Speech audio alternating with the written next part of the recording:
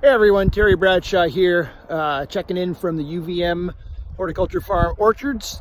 I just want to talk a little bit about insect monitoring.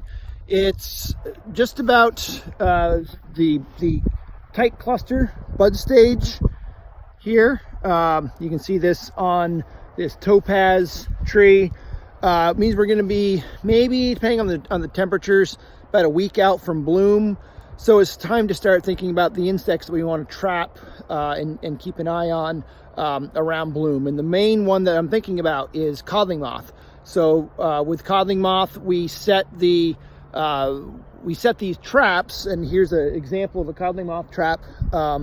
We set them prior to bloom, and we check them ideally every day, at least every other day. And we're not so much concerned about how many moths we catch. We're concerned about when we catch them, because the degree day models that are built into NEWA that we use to time our management sprays are based upon our biofix. And the biofix is the time that you start catching moths, which is when the moths start flying. So you can see inside here, inside this red delta trap, standard red delta trap you can get from Great Lakes IPM or Gempler's. You see there's a sticky card, pardon the sky view for a second.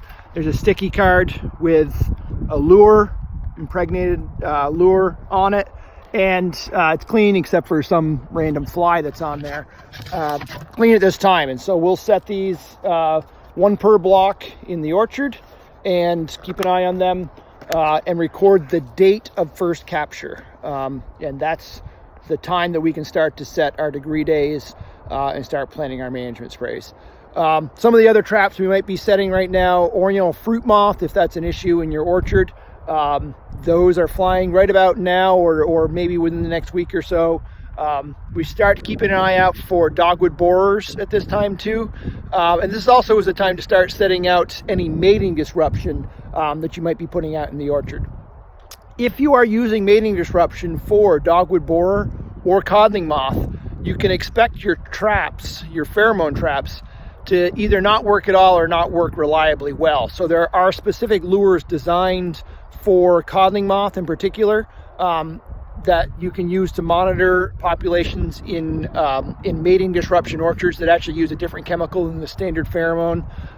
So make sure if you're using mating disruption to use the lures that are designed for that, and your lure supplier will provide that.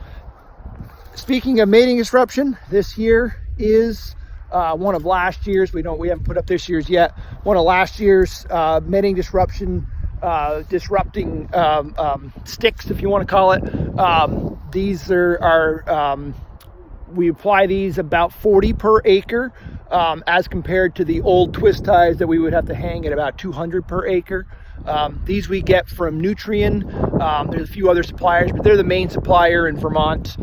They are registered now. For many years they weren't registered in Vermont, so very soon we'll be putting those up. And that's our way that we can try to use other tactics other than just spraying to manage the insects in our orchard.